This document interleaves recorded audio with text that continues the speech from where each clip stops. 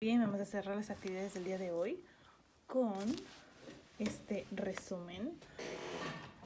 Este resumen va de la página 56. Ay, ¿por qué no? Como que no, ahí está. De la página 56 a la página 61.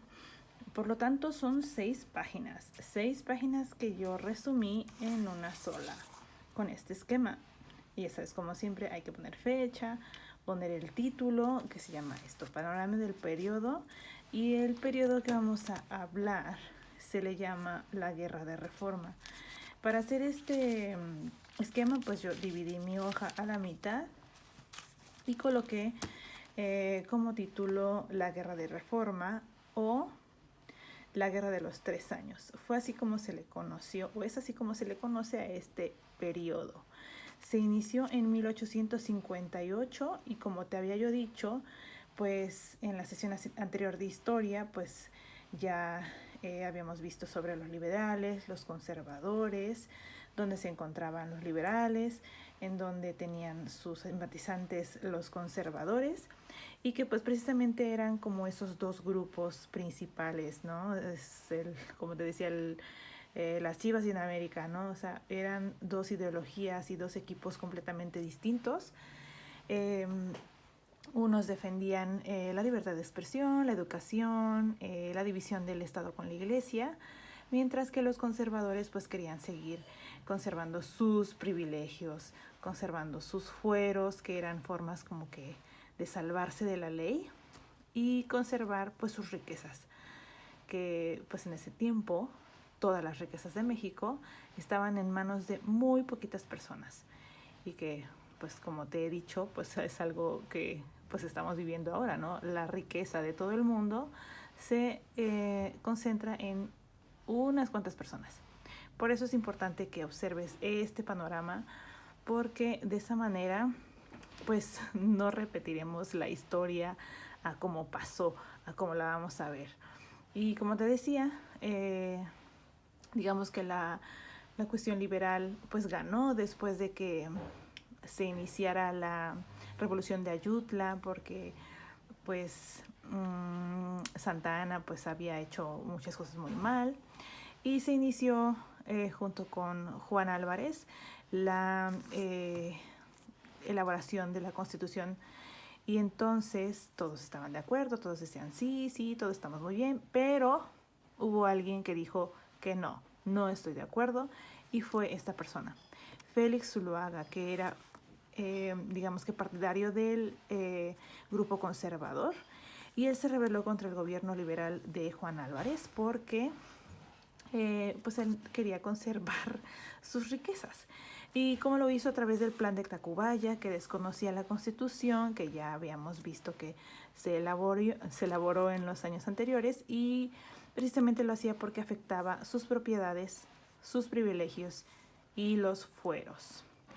Y como te digo, los fueros son como formas o como modos de no caer en la cárcel o no ser enjuiciado por delitos. Por lo tanto, pues eso lo afectaba a él y a su gente conservadora, por lo tanto él hizo pues esta guerra, este enfrentamiento.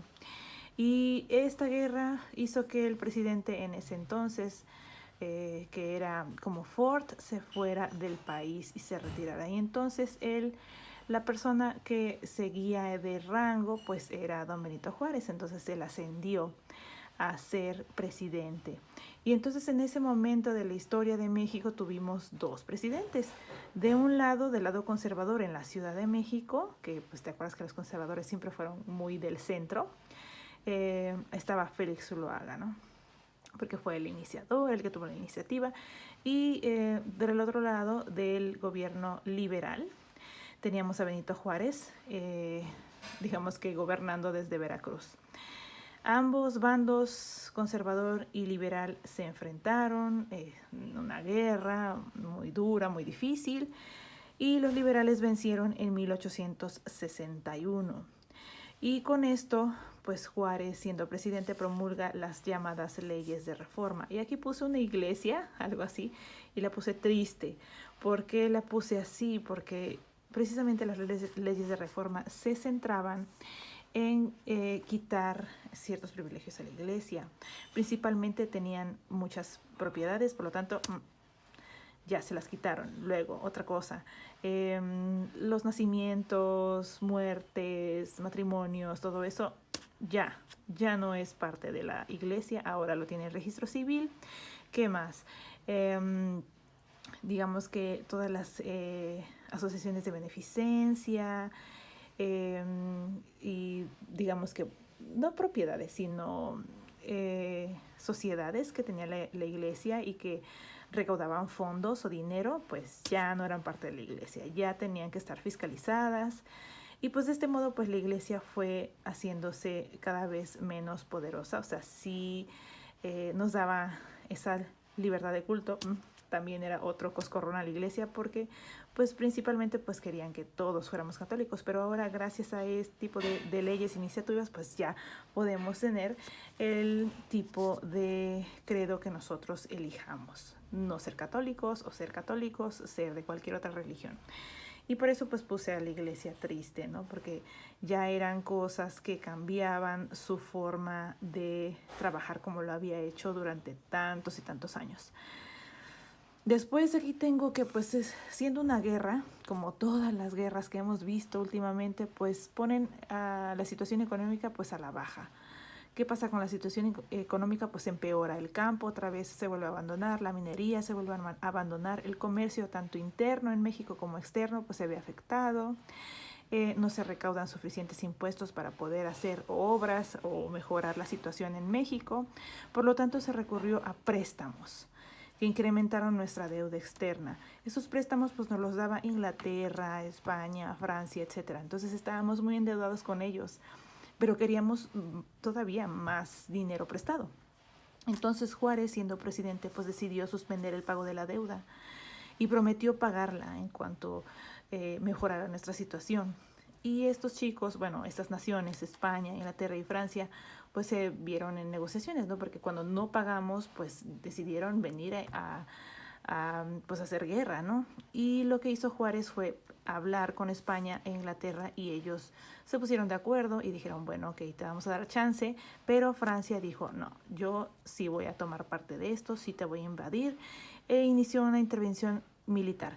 Y el 5 de mayo, pues tú recuerdas que es la batalla de Puebla, se ganó porque nos enfrentamos a un ejército francés que nunca había perdido en ningún lugar, siempre era el gran ejército en aquellos tiempos. Le ganamos encabezados, bueno, nuestros grupos militares por Ignacio Zaragoza, que es el señor que aparece en los billetes de 500 pesos, por si tienes por ahí alguno para que lo veas.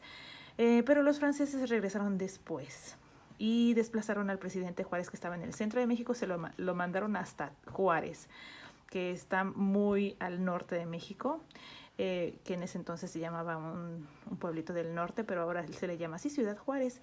Y pues con esta movida de mandar hasta allá al presidente, pues dejaron a México pues sin un gobierno central. Por lo tanto, los franceses ya en México crearon el Imperio Mexicano, coronando a Maximiliano de Habsburgo en 1864. Y pues con esto, bueno, vamos a tener esta información en nuestro cuaderno. Únicamente hay una actividad en la página 61 de la cual te voy a enviar la fotografía para que puedas tenerla en tu cuaderno. Y recuerda que si tienes alguna pregunta, pues estoy para servirte.